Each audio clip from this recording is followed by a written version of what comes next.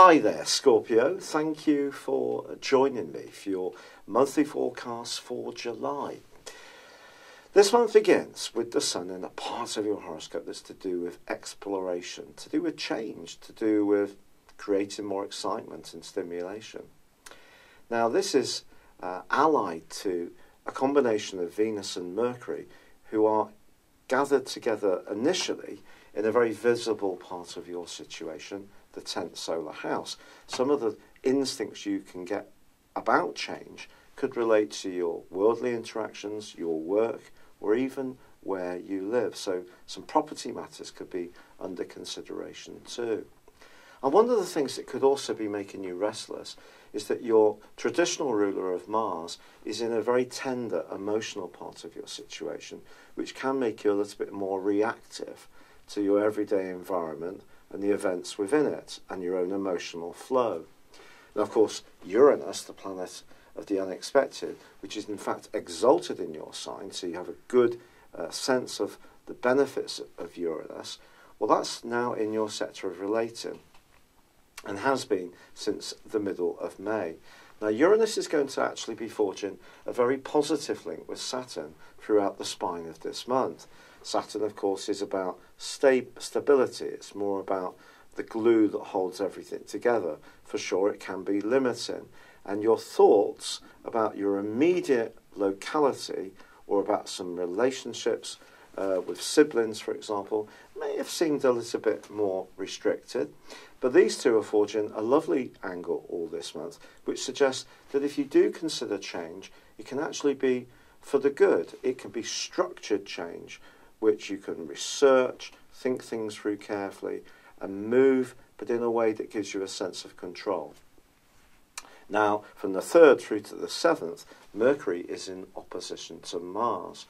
Now, because Mars is in this very restless, tender, emotional zone, it's possible that your desire to get ahead around a goal could have an impact on someone close to you, or in terms of your own personal time and energy to look after and nurture the foundations of your existence. But because Mercury and Venus are sparkling so brightly for you, someone can recognise your talents, recognise your ability, and this could give you some options.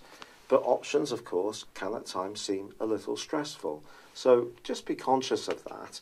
But then in week 2 of this month, your modern ruler of Pluto goes face to face with the Sun. Now, this is really fascinating. The Sun is in that part of your horoscope to do with growth, expansion, travelling, higher education, new ideas, philosophy, and in some ways the law, certainly to do with agreements with people. And the Sun and Pluto being in opposition suggests that there could be some kind of push-pull going on, perhaps within yourself, or perhaps within someone you encounter.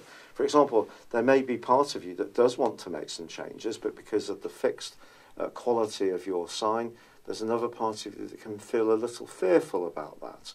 This all works towards the partial solar eclipse at the 13th, which will provide a backdrop for the next 6 months.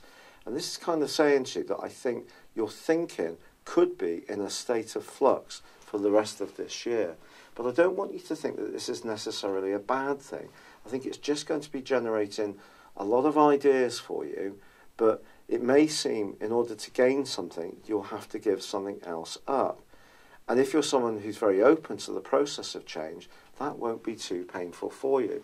But if you feel conflicted, then that, of course, is much more challenging.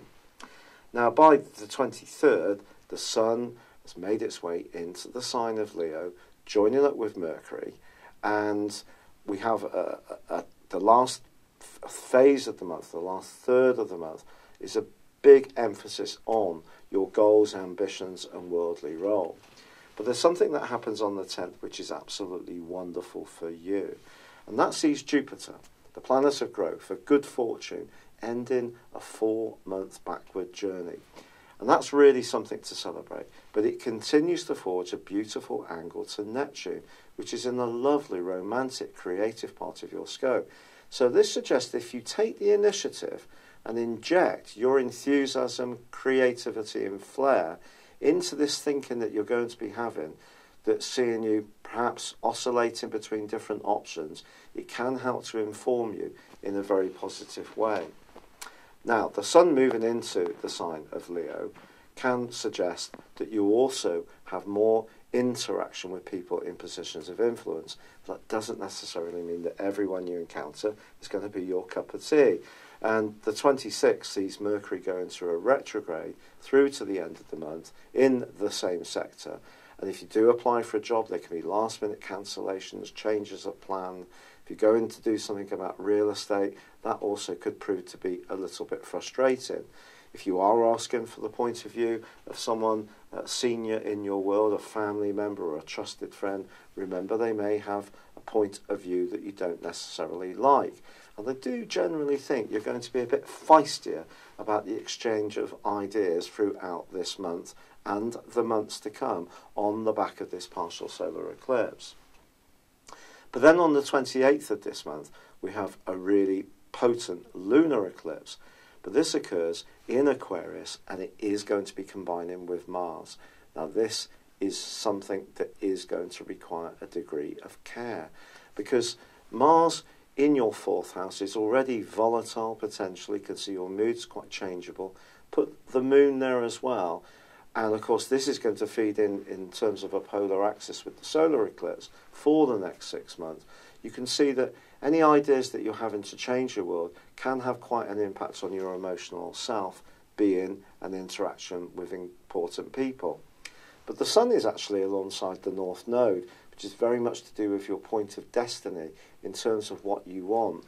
I think sometimes we have to recognise that if we do change things in life, there may be some pain before we get the gain.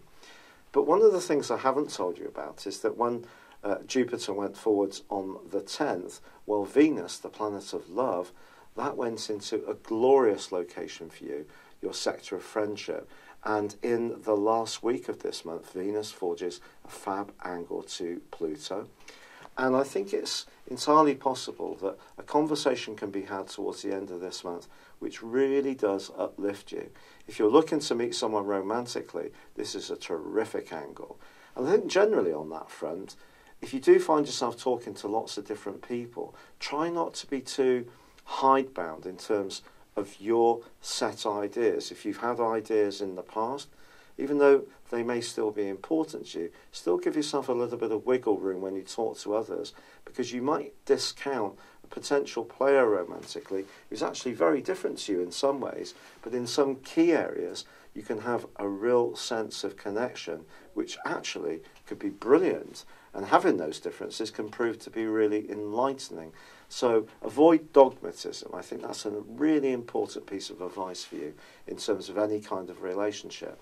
But I do think July can give you the opportunity to look to make changes, especially around career, where you live, or your home life, and also around your thinking. And there's every chance you're going to be on the move. And that movement, that travel, can prove to be very, very exciting. But do give yourself some opportunities to tune out, rest, recuperate, regenerate your energy. It's been a real pleasure being with you, Scorpio. I'd love it if you would like or comment on this video, or if you've yet to do so, please subscribe to my channel. But for now, good luck and goodbye. Hello, thank you so much for watching my video. I'd love you to join me at my Horoscope Ace app. You can find this at www.horoscope-ace.com. You can use it through Android, iOS, Apple, or Facebook. Check out your ascendant or your moon sign, or download your free birth chart. There's all your favourite videos, plus there are daily, weekly, monthly and yearly horoscopes for general, love, Chinese and Indian astrology. If your passion is tarot, there's my brilliant 3-card money or love tarot readings too. And it's all there at www.horoscope-ace.com. Thank you.